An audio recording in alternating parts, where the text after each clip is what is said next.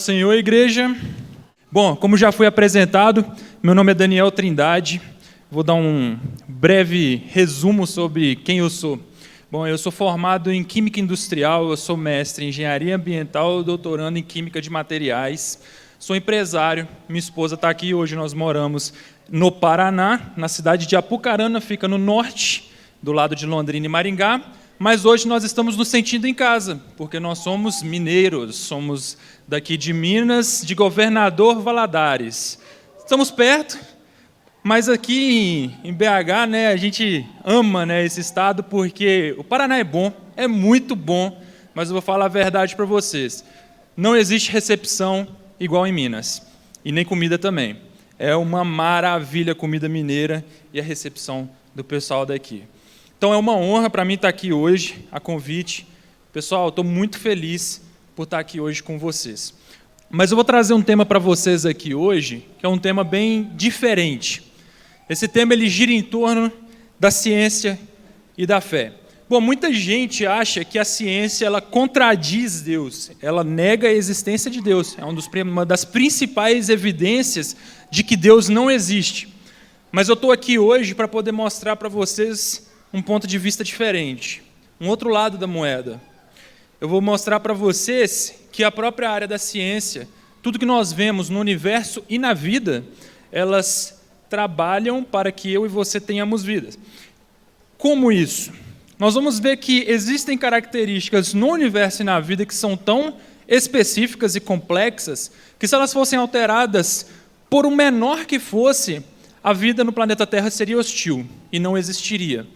Então hoje eu quero mostrar um pouco para vocês, os sinais da criação no universo e na vida. Vamos começar pelo universo e vamos então, logo depois, indo em direção à vida. Vamos fazer uma viagem hoje, eu quero que vocês prestem bastante atenção. O meu público predileto de poder estar falando é o público que está aqui hoje, que são os jovens. Eu estou muito feliz por isso, porque esse é um assunto muito importante para vocês. Não importa se você está na faculdade, não importa se você está no ensino médio, não importa se você está no ensino fundamental, é importante, em geral, para vocês jovens. Então, eu preciso que vocês prestem bastante atenção para que a gente possa estar aí andando com essa apresentação. Pode passar o slide, por favor. Bom, então hoje a gente tem o universo, e nós temos então o universo conhecido e o universo desconhecido. Então a gente só consegue ainda estimar uma parte desse universo. Tá?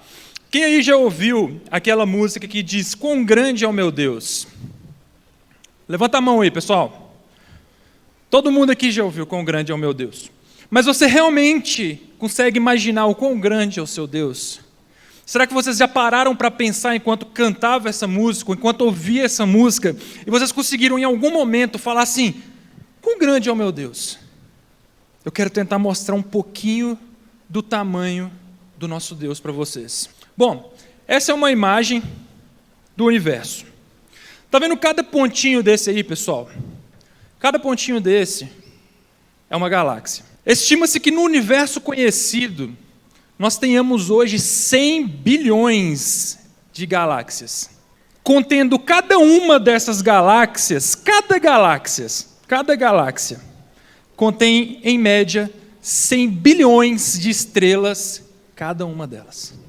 Mas o que é uma galáxia? A galáxia, por exemplo, é o nosso bairro. O nosso sistema solar está dentro da Via Láctea, que é a nossa galáxia. Então podemos olhar para a Via Láctea, que é a nossa galáxia, como o nosso bairro. Então vamos um pouco mais adiante. Essa é uma imagem que a gente pode observar da nossa galáxia, a famosa Via Láctea. Se a gente parar para observar essa imagem, não foi um satélite que foi lá e tirou uma foto dela assim. Isso foi um compilado de fotos, várias e várias fotos, que através de um software de computador, eles conseguiram estimar como seria a nossa galáxia. Vocês podem ver que nessa imagem, eu coloquei uma seta de uma ponta a outra desse bairro. Eu vou explicar para vocês. Se a gente for contar, por exemplo, a quantidade de estrelas que existe só no nosso bairro, somente no nosso bairro, e eu vou falar para vocês o seguinte, a gente vai contar uma estrela por segundo. somente na Via Láctea. Se a gente contar uma estrela por segundo, uma estrela, 2 estrelas, 3 estrelas, 4 estrelas, você vai gastar 2.500 anos para contar somente as estrelas da nossa Via Láctea. Vocês estão tendo agora uma ideia da dimensão do tamanho do universo? Vamos entender mais um pouquinho mais o que seria ainda mais esse tamanho de universo. Como o universo ele é tão grande, você não consegue medir as distâncias, como, por exemplo, metros, quilômetros. Foi necessário fazer uma régua específica para medir as distâncias no universo. E essa medida ela foi nomeada como ano-luz. O que é um ano-luz? Alguém aqui sabe me dizer qual é a velocidade da luz? Cerca de 300 mil quilômetros por segundo. Essa é a velocidade da luz. Não entendeu o quanto que é isso, gente? 300 mil quilômetros por segundo? Em 1 segundo, na velocidade da luz, você deu 8 voltas na Terra. 1 segundo. 2 segundos, 16 voltas. Essa é a velocidade da luz. 300 mil quilômetros por segundo. O seu carro ele mede por hora. Então, um ano-luz é a distância que você percorre, prestem bem atenção nisso, é a distância que você percorre viajando na velocidade da luz durante 1 ano. Isso é 1 ano-luz. Então, se eu quiser chegar e visitar meu vizinho, que está lá no outro lado do meu bairro, eu vou ter que viajar 100 mil anos na velocidade da luz para conseguir visitar o meu vizinho que está no outro lado do bairro. Olha o que fala em Isaías 40, 26. Ergam os olhos e olhem para as alturas. Quem criou tudo isso? Aquele que põe em marcha cada estrela do seu exército celestial. E a todas chama pelo nome. Tão grande é o seu poder e tão imensa a sua força que nenhuma delas deixa de comparecer. Às vezes eu estou conversando com amigos, ou então com o próprio pessoal da igreja, ou às vezes eu vou visitar outras igrejas e a pessoa começa a se abrir comigo e eu vejo a pessoa falando a seguinte coisa: coloque a sua vida diante de Deus. E aí a pessoa vira para mim e fala assim: não, Deus não tem tempo para mim, tem gente demais no planeta Terra, Ele não vai estar olhando para os meus problemas. Se algum dia vocês pensarem nisso, que Deus não tem tempo para os seus problemas, que você é insignificante para Ele, eu quero que vocês lembrem de Isaías 40, 26 e do número de estrelas que existem no universo conhecido. Porque se Ele chama cada estrela pelo nome dela, vocês são muito, mas muito, mas muito, mas muito, mas muito mais valiosos do que essas estrelas. Vocês são alma vivente. Então vocês fiquem tranquilos, porque Deus conhece o interior de cada um. Ele sabe dos seus problemas antes mesmo de você falar os seus problemas para Ele. Ele já conhece. Porém, é de agrado dele que você tenha a intimidade de se abrir com Ele e de falar com Deus. Falar as vontades do seu coração, o que você sente. Isso é agradável. Isso se chama intimidade com Deus. É quando você tem o livre acesso de comunicação com Ele. Você tem vergonha às vezes? Não precisa ter vergonha. Ele já sabe de tudo. Ele só está esperando a sua ação. Vocês são importantes e muito importantes. Então vamos agora para o sistema solar. O que é o sistema solar? A gente chama o sistema solar, gente, basicamente, nós temos a nossa estrela, que é o Sol, e os planetas que orbitam o Sol. Esse é o sistema solar. Mas o sistema solar ele tem uma característica muito específica, que a gente vai ver algumas delas. A gente vai estudar então um pouco da nossa estrela, que é o Sol, vamos estudar um pouco da Lua, vamos estudar um pouquinho do próprio planeta Terra. E eu quero começar abrindo isso com o local no planeta Terra que ele está localizado no sistema solar. O planeta Terra ele é o único planeta que ele está na zona habitável. A zona habitável é um planeta que consegue ter algumas características. Essas características são: Ele está na distância certa para conseguir resistir a radiações que são lançadas contra o planeta. Ele está na distância certa para conseguir ter a água nos seus 3 estados, líquido, gasoso e sólido, nuvem, água líquida e gelo. E a gente está dentro do que se chama proteção de Júpiter. O que é a proteção de Júpiter? A proteção de Júpiter, gente, é o seguinte. Júpiter ele é tão grande, mas ele é tão grande, e ele possui tanta massa, mas tanta massa, que a gravidade dele é absurdamente alta. Então, toda atividade de cometas que tiver próximo do sistema solar, Júpiter ele simplesmente puxa para ele. Ele é o nosso irmão mais velho que protege a gente. Se Júpiter não tivesse ali, a gente poderia estar sendo bombardeado por cometas que pudessem estar vindo em nossa direção. Mas a gente tem o nosso irmãozinho maior, que está lá para proteger a gente. Se a gente estivesse um pouquinho mais perto do Sol, não tinha vida. Tudo seria muito quente, a água evaporaria, não existiria água. Se a gente estivesse mais longe do Sol, tudo congelado, também não existiria vida. A gente está no ponto certo, no lugar certo. E aí eu vejo muita gente reclamando, né? Eu já vi gente falando assim, não, porque nós temos que sair e visitar os países ao nosso redor aqui agora e começar uma nova civilização. E eu falo assim, não, tudo bem, vamos começar uma nova civilização então, mas antes vamos estudar um pouquinho das nossas vizinhas, porque né, no vizinho a gente consegue pelo menos já ter uma ideia, de ter mais chance, quem sabe, de poder ter uma civilização, né? Vamos então estudar uma das nossas vizinhas. Nós temos 2, né? Nós temos Marte, nós temos a nossa amiga Vênus. Vamos estudar Vênus então. Olha só como é que é interessante lá em Vênus. Os ventos lá são de 360 km por hora. Que construção que conseguiria segurar 360 km por hora de vento? Que pessoa que conseguiria andar com ventos de 360 km por hora? São nuvens de H2SO4. Sabe o que é H2SO4, gente? Ácido sulfúrico. Imagina você ter nuvens de ácido sulfúrico. Aí vem aquela chuva refrescante que te corrói todo. Olha só. Temperaturas de 457 graus Celsius. Pressão de 93 bar, você seria esmagado. Atmosfera de CO2, ou seja, dióxido de carbono. O dióxido de carbono é a queima de combustível, ela gera a emissão desse gás, é um gás tóxico e ele sufoca uma pessoa que possa respirar. Ela fica intoxicada. Bom, vamos estudar então um pouquinho sobre o Sol. Será que o Sol tem aspectos que são únicos também? Ele tem características específicas para a manutenção da Terra? Vamos ver um pouquinho do Sol então. 99% de seu volume é em hidrogênio e hélio. Com reação nuclear, que é fusão de hidrogênio acontecendo o tempo inteiro. É bomba atômica explodindo, gente, sem parar. Sem parar, bomba atômica explodindo, o tempo inteiro. 13,6 milhões de graus Celsius em seu núcleo. E muita gente reclama do calor que faz em BH no verão.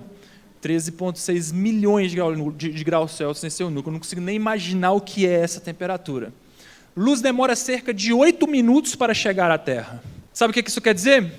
Quer dizer que se você apertar no interruptor para poder apagar o Sol agora, apaguei o Sol, você ainda vai ver o Sol aceso durante 8 minutos. Aí depois ele vai apagar aqui na Terra. Porque esse é o tempo que demora para viajar a luz até aqui. Quando você olha para uma estrela, por exemplo, e você vê essa estrela, se essa estrela tiver, por exemplo, vamos dizer que ela esteja a 500 anos-luz daqui. A luminosidade, então, que você está vendo dessa estrela hoje é de 500 anos atrás. Essa estrela pode ter morrido, quem sabe, e você ainda está vendo ela vivinha, porque você está vendo a luminosidade dela que está chegando de 500 anos atrás. Então ela está viajando na velocidade da luz, aquela luminosidade, durante 500 anos até chegar a gente. E cabem 1,3 milhão de terras dentro do Sol. A nossa estrela é simplesmente massiva. Só que não existe um tipo só de estrela, existem vários tipos de estrelas. Você tem anãs vermelhas, você tem anã branca, você tem vários tipos de estrelas. Cada uma delas possui características muito específicas. A nossa é considerada praticamente uma das únicas estrelas conhecidas até hoje que possui as emissões de radiações perfeitas de que o planeta Terra precisa. Olha que interessante essa imagem. Eu vou destrinchar isso aqui para vocês. Está conseguindo ver o laser aí, pessoal? Ok. Então vamos destrinchar um pouquinho essa imagem aqui. Isso aqui é uma banda de radiação que o Sol manda sobre o planeta Terra. Então você vê que aqui, ó, nessa região aqui, é a região do ultravioleta. Nós não enxergamos. Nessa região é a região do visível. É a que o nosso olho, é o comprimento de onda que o nosso olho consegue enxergar. E o infravermelho é o comprimento de onda que nós não enxergamos também. E essa curva que é feita aqui é a curva de emissão do Sol sobre o planeta Terra. A gente pode ver algumas coisas interessantes aqui. Parte da emissão, não muito alta, está na banda do UV. Então o UV é o quê? A gente tem o ultravioleta A, o ultravioleta B e o ultravioleta C. O UVA, ele é um ultravioleta que não faz mal. Já nós temos o UVB, que é um ultravioleta que faz mal. E o UVC é um parcial. Eu quero que vocês guardem isso agora na mente de vocês sobre a emissão de UVA e UVB para o próximo slide. A maior parte dele, da emissão dele, está aqui, ó, dentro do visível. Isso quer dizer que o Sol ele está colorindo todas as coisas. É uma emissão de radiação que não faz mal para você, um comprimento de onda que simplesmente os nossos olhos são feitos para conseguir enxergar dentro da maior emissão dele. Olha que interessante, colorir todas as coisas. E nós temos uma outra boa parte que está aqui, ó, no infravermelho. E sabe para que é essa parte do infravermelho? Para aquecer o planeta. Quando esse comprimento de onda passa pela nossa atmosfera, ele interage com os átomos que estão dentro da nossa atmosfera, agita eles. Quando eles são agitados, eles liberam energia em forma de calor. É isso que acontece e que mantém o nosso planeta aquecido. Olha aí, eu acho que quando Deus fez o Sol, Ele falou assim, essa estrela que eu fiz, ela é perfeita. Mas para haver, né, para ter vida ali na Terra, o UVB ele não pode passar, porque senão ele vai causar muito problema na saúde dos seres humanos. O UVB, ele, por exemplo, é o responsável pelo câncer de pele. Mas, ao mesmo tempo, o UVA, ele precisa ser absorvido pela natureza. E o UVB também em pequena quantidade. Então, eu acho que ao invés dele pegar o Sol, que ele já viu que estava perfeito dentro das coisas exatas que ele precisava, ele falou assim, eu vou fazer uma coisa magnífica. E ele foi lá e fez um protetor solar.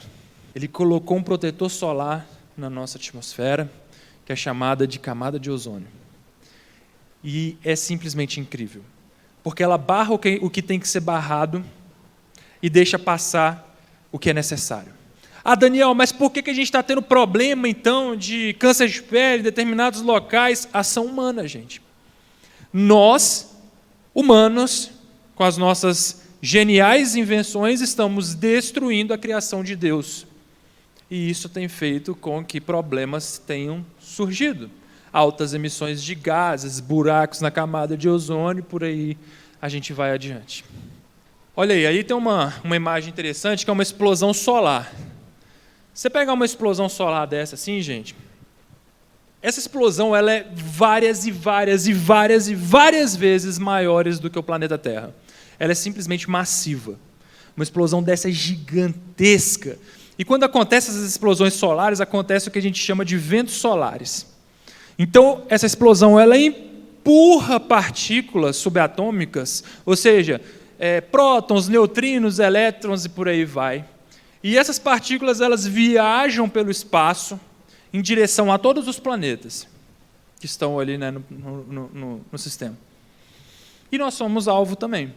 O planeta Terra também está na direção, né, que ali são lançados essas partículas subatômicas.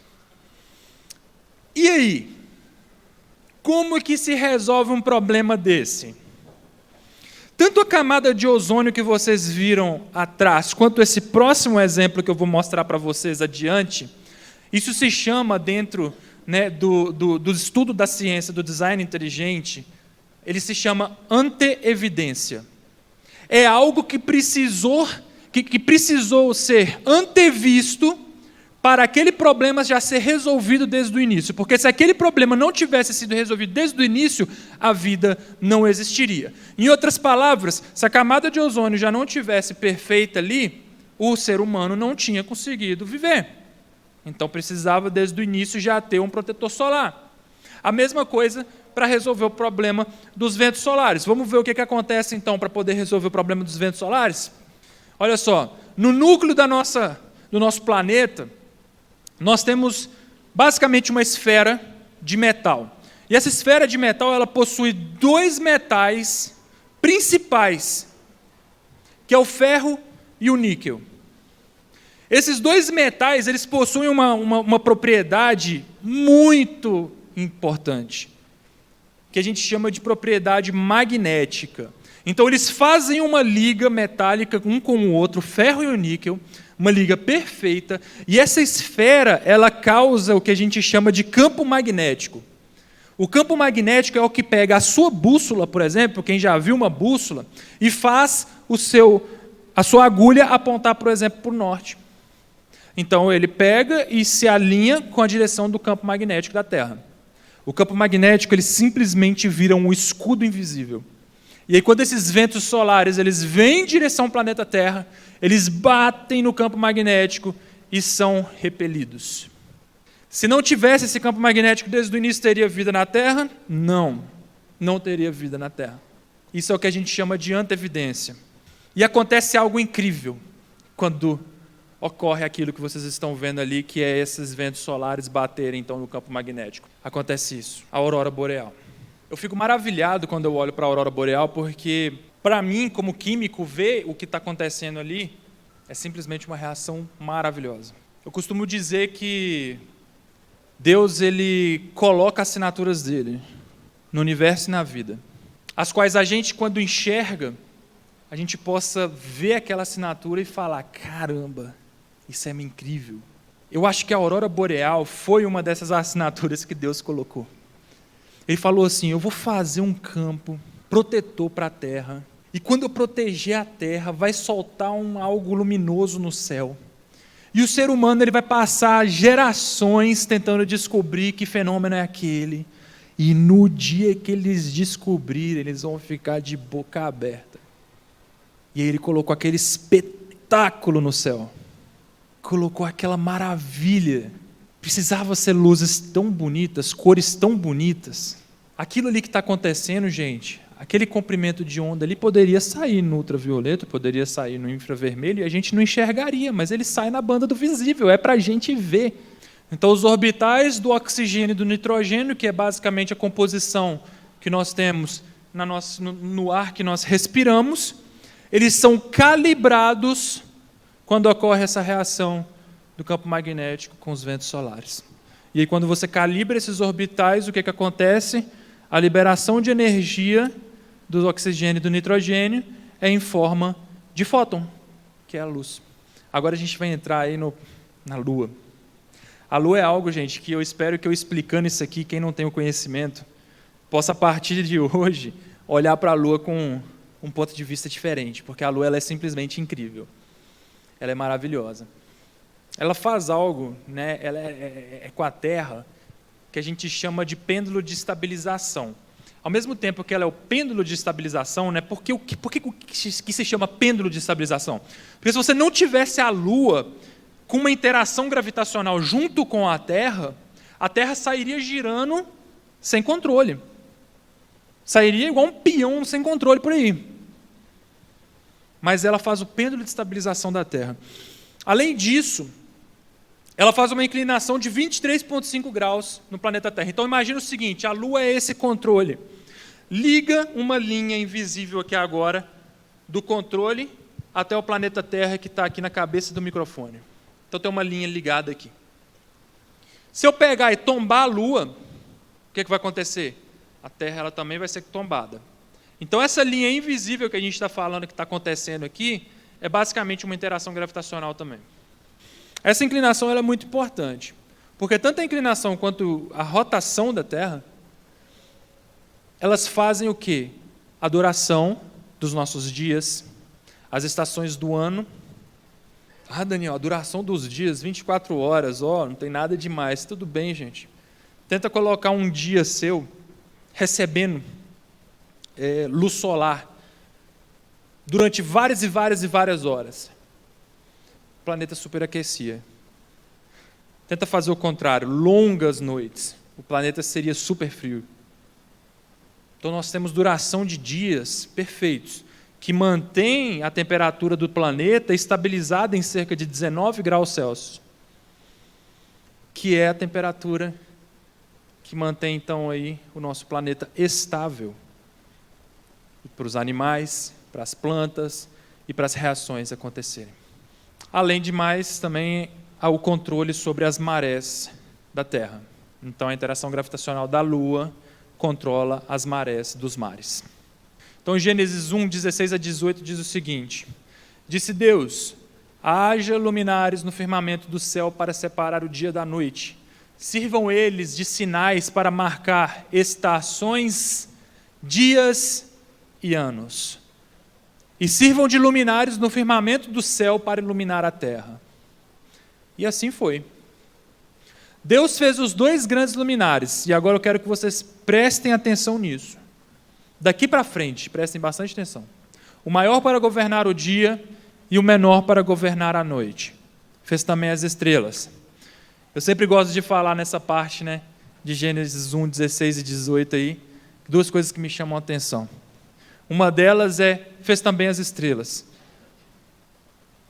Tipo, quem escreveu ali colocou como se fosse algo super comum, fácil de ser feito. Fez também as estrelas. Tudo bem, 100 bilhões de estrelas em uma galáxia, com 100 bilhões de galáxias por aí. Não é tão comum assim, né? Não é uma coisa tão fácil. E a outra coisa é a seguinte: o maior para governar o dia e o menor para governar a noite. Nessa época, existia algum tipo de tecnologia para ter uma afirmação dessa? Como é que eles saberiam que o luminar maior governaria o dia e o menor governaria a noite? Se eu tivesse que, sem tecnologia nenhuma e sem conhecimento nenhum, chutar qual que era o maior ou o menor, eu chutaria que era a Lua. Porque você pega a Lua naquele período de lua cheia, não sei se vocês já viram, por exemplo, uma lua nascendo, quando ela está cheia. Você vê aquela bola imensa no céu, maravilhosa, que a gente arranca o celular na hora, vou tirar uma foto e postar no Instagram, na hora que você tirar a foto, sai um pontinho pequenininho assim. Aí a gente fica daquele jeito chateadíssimo, porque você fala, eu queria que todo mundo visse o que eu estou vendo agora, mas a minha câmera não consegue replicar. Então, se eu tivesse que chutar, eu chutaria que a Lua era o maior luminar. Não chutaria que o Sol era o maior luminar. É onde a gente vê que a palavra de Deus ela é inspirada por Deus. Dentro da Bíblia, você tem várias referências científicas que nós temos começado a descobrir com o tempo. E que lá atrás, sem tecnologia, já estava escrito. Agora a gente tem avançado com a nossa tecnologia, a gente tem conseguido cada vez enxergar mais longe e cada vez enxergar mais perto. E à medida que nós temos passado a enxergar mais longe, enxergar mais perto, não está tendo para onde correr.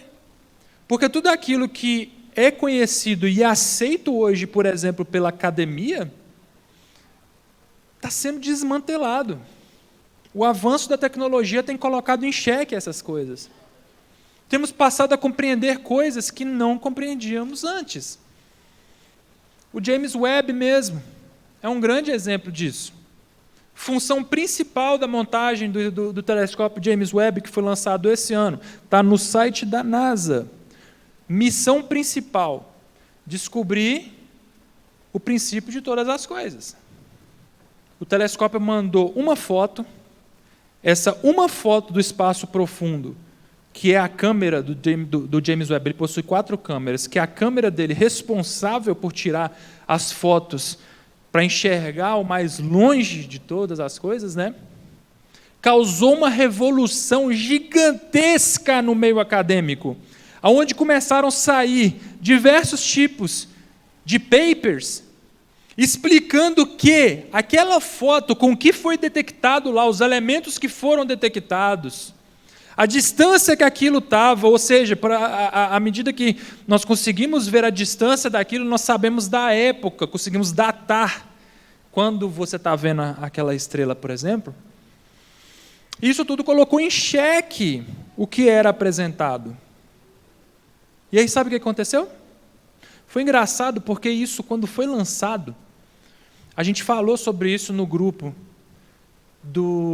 da Sociedade Brasileira do Design Inteligente. A gente falou exatamente assim: o telescópio vai ser lançado, ele vai tirar as primeiras fotos, vai causar uma revolução na academia sobre o que é acreditado e aceitado atualmente pelas teorias naturalistas. E o que vai acontecer? Alguma coisa vai quebrar. Dito e feito. A primeira foto foi lançada, aconteceu a revolução na academia, desligaram unicamente a câmera que era responsável pela missão principal e todo o investimento de bilhões de dólares sobre um telescópio que era para poder descobrir sobre as nossas origens. Sabe por quê? Porque aquela única foto que ele mandou apontou para uma criação. À medida que nós temos avançado com a tecnologia, nós temos entendido as coisas melhores cada vez mais. E na vida, quero dar uma evidência para vocês, que vai parecer ser muito simples. Da forma que me foi apresentado, foi muito simples. Mas eu quero mostrar para vocês algo que, na minha opinião, é incrível. Eu chamo isso de grandes filtros verdes naturais. Vamos ver o que é isso? Fotossíntese. Eu não vou entrar na reação química que está acontecendo ali, mas eu quero explicar o que está acontecendo. Vou fazer aquela aula de ciências agora. Basicamente, o que está acontecendo num processo de fotossíntese que as árvores verdes fazem, né? As folhas verdes, etc. Ela pega, então, o dióxido de carbono, mais a energia do Sol. O que é a energia do Sol? É a luz que vem do Sol. Mais água, e transforma isso no quê? Ele processa glicose, que é o açúcar, né, da planta, e libera oxigênio no gás O2. Por que eu falo oxigênio O2, né? Que é o gás O2? É porque esse é o oxigênio que nós respiramos. Então, na química, nós temos vários tipos de composições nos gases. E alguns deles somente que são benéficos. No caso do oxigênio, é o O2. Esse é o gás que nós respiramos, que está na composição de oxigênio na nossa atmosfera, por exemplo.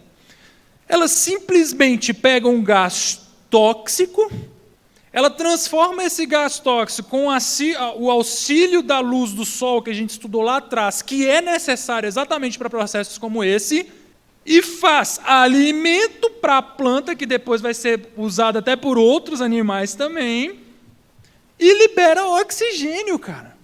É um filtro que está o tempo inteiro, constantemente, filtrando a nossa atmosfera. Constantemente, constantemente. E é por isso que as pessoas estão nos alertando sempre por desmatamentos, etc., porque você começa a eliminar esses filtros. E a eficiência desse filtrinho que você está vendo aí, natural, é extremamente alta. Eu trabalho na área da indústria. Você tem eficiências exageradas, de 98%, 99%, algo que não existe dentro da indústria, é o sonho de qualquer tipo de empresa. Você precisa desse reciclo do ar. Visto então até agora, todos esses exemplos no universo e na vida, a gente tem uma pergunta que a gente sempre gosta de fazer e para a gente poder refletir. Será que nós somos algo acidental? Será que a gente teve uma sorte gigantesca de todos esses exemplos que foram dados aqui nessa noite terem acontecido de maneira tão perfeita para que haja vida? Ou será que foi necessário algo além disso? Será que foi preciso um projeto. Porque se qualquer uma dessas coisas que fosse mudada por um fio de cabelo que fosse, você não tinha mais a vida como ela é. Na segunda-feira eu vou dar uma palestra sobre o ajuste fino, mas é uma palestra mais científica. Nesse ajuste fino nós temos constantes, são 26 constantes. Essas constantes são números que regem o universo e a vida. E eu vou falar sobre a precisão de cada uma dessas constantes. Se você alterar 0,00000000001 de qualquer uma delas, não existe mais vida. Foi necessário que alguém calibrasse todos esses detalhes, que projetasse eles para funcionarem todos igual uma engrenagem, juntos em conjunto, para que a vida tivesse a manutenção dela e continuasse mantendo, então, as nossas vidas aqui no planeta Terra. Foi necessário um projetista, um grande engenheiro, que entendesse muito de tudo isso. Eu gosto de mostrar essa imagem para te falar o que não te mostram, por exemplo, na escola. Essa, então, é a religião dos vencedores do Prêmio Nobel entre os anos de 1901 e 2000. Então, muitas vezes, o cristão ele é tido como o quê? O cristão é tido como um burro da ciência. Você acreditar na criação de Gênesis é absurdo. Você não é levado a sério dentro da academia. Mas isso aqui, em momento nenhum, te é apresentado. 65,4% desses prêmios, ou seja, 427 prêmios foram para cristãos. Em segundo lugar, foram para ateus? Não. 21%, 138 prêmios, foram para judeus. Nós temos 10,5%, somente 68 deles, para ateus, agnósticos e livres pensadores. Para aumentar esse númerozinho, para ele não ficar extremamente baixo, foi necessário juntar esses 3 grupinhos, ateus, agnósticos e livres pensadores. E os outros ali são premiações também para outras religiões. Mas isso aqui não te é apresentado. E aí a gente acha, então, que o cristão ele é burro, a gente fica com medo de declarar a nossa fé dentro da sala de aula, mas isso aqui, isso ninguém mostra. J.J. Thomson, ele foi físico e matemático, ganhou o Prêmio Nobel de Física de 1906. Ele simplesmente descobriu e identificou o elétron.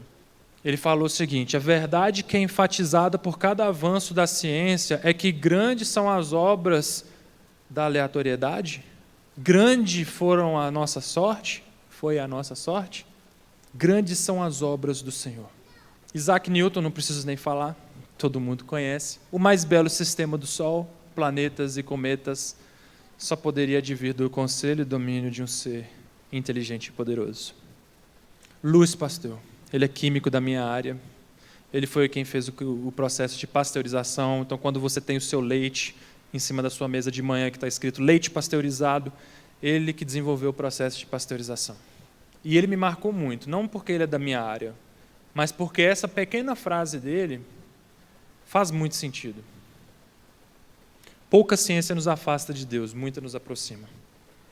Se a gente passa a observar a ciência e as coisas ao nosso redor de uma maneira superficial, sem compreender, sem tentar entender, a gente vai achar que aquilo é normal e que realmente foi possível que tudo fosse um acidente. Mas quando você se aprofunda e passa a entender como aquilo funciona, você começa a ver uma complexidade tão grande, uma exatidão tão perfeita, que você não consegue pensar em nenhuma outra saída, a não ser um projetista. Alguém que foi lá e calculou cada um daqueles números. Mas qual a maior e mais importante criação de Deus? Gênesis 2:7. E formou o Senhor Deus o homem do pó da terra, e soprou em suas narinas o fôlego da vida, e o homem foi feito alma vivente. Eu e você somos a maior criação de Deus. Nós recebemos alma vivente. Tudo isso que a gente falou aqui nessa noite, e muito, muito, muito, muito mais, funciona simplesmente para que eu e você tenhamos vida. Nós somos a coroa da criação, a cereja do bolo. E você precisa entender o seu valor. Porque a partir do momento que você compreender o seu valor perante Deus, a sua vida vai tomar um rumo diferente. Porque você vai parar de viver para o homem e você vai parar e vai começar a viver para Deus. E você vai começar a ver Deus em todas as coisas. Para onde você olhar, você vai ver a grandiosidade de Deus. Tudo que você for fazer, você vai fazer com o seu melhor, com todas as suas forças, como se fosse para Deus. Porque isso é bíblico. E você vai querer agradar unicamente a Deus e fazer o que é certo perante Ele. Mas um dos processos é você entender a importância da sua vida para Deus.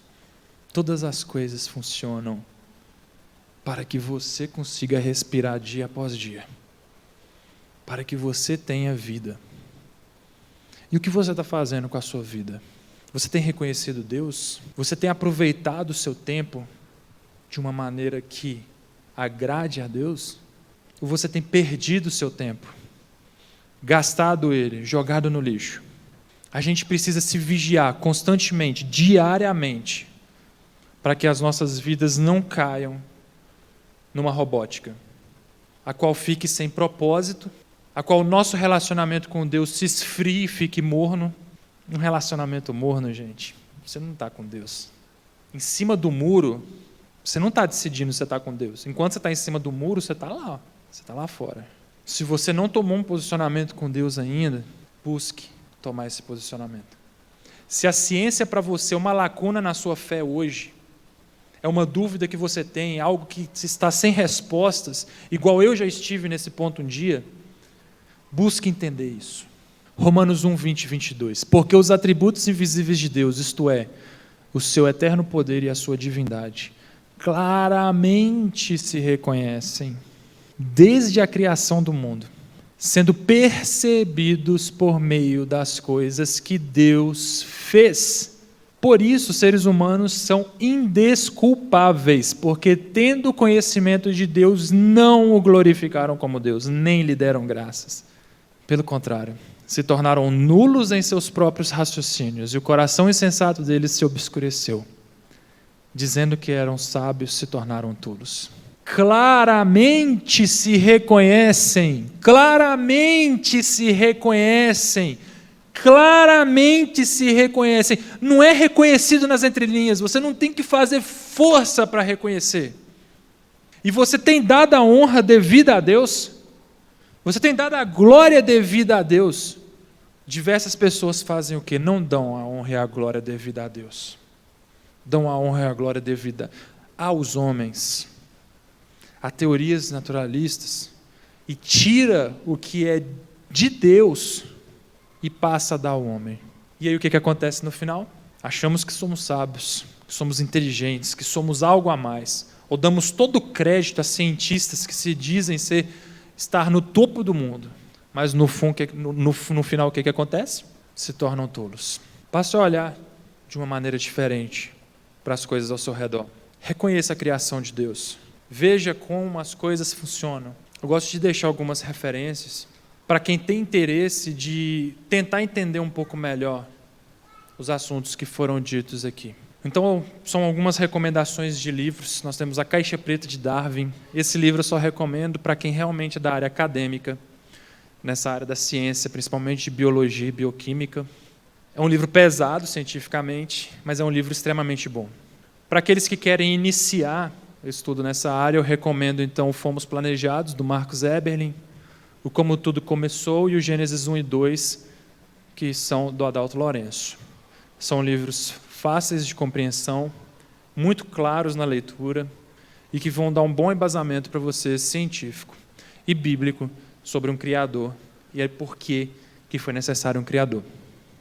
Mas independente desses livros que estão aí, o mais importante deles é aquele lá no cantinho, que é a Bíblia Sagrada.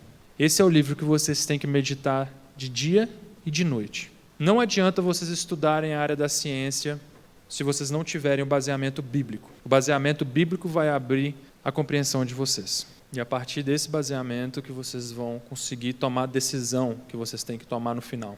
Não confundam aqui que eu possa estar desmotivando vocês a estudar o que é ensinado nas escolas. Pelo contrário, vocês têm que ser especialistas no que é ensinado lá, por 2 motivos. O primeiro deles é porque o futuro de vocês, e eu estou falando de provas de concursos e faculdades, vai depender sobre isso. Perguntas que girarão em torno disso. E o segundo motivo é, para que você tome a decisão do que é certo ou errado, de uma maneira que você realmente compreenda, não basta você conhecer um lado da moeda, você precisa conhecer os 2 lados da moeda. Porque aí, quando você tiver os 2 lados da moeda, você vai conseguir colocar na balança e tomar a sua decisão. Então é muito importante que vocês virem pessoas que vão entender os 2 lados da moeda, e não somente um deles só.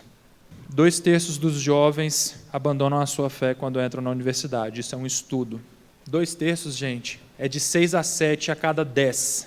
E quando esse estudo questionou esses 2/3, 70% desses 2/3 que falaram que abandonaram a fé deles quando entraram na faculdade, sabe o que eles responderam? Qual foi o motivo? De acordo com as novas informações que me foram apresentadas no período da faculdade, a minha fé aprendida dentro das igrejas não conseguiu mais ser sustentada. 3 alertas. Pais, incentivem os seus filhos a estudarem. Pastores, estejam acompanhando os seus jovens, principalmente aqueles que estão se preparando para entrar na universidade. E jovens, estudem a ponto de compreender os 2 lados, para que vocês tenham a sua opinião e a sua balança para conseguir pesar qual que faz mais sentido cientificamente e dentro da fé. A minha função aqui é soltar uma faísca em vocês, é fazer vocês verem um pouquinho do outro lado. E a função de vocês é definirem se essa faísca vai virar um fogo ou se essa faísca vai se apagar no momento que eu descer desse púlpito.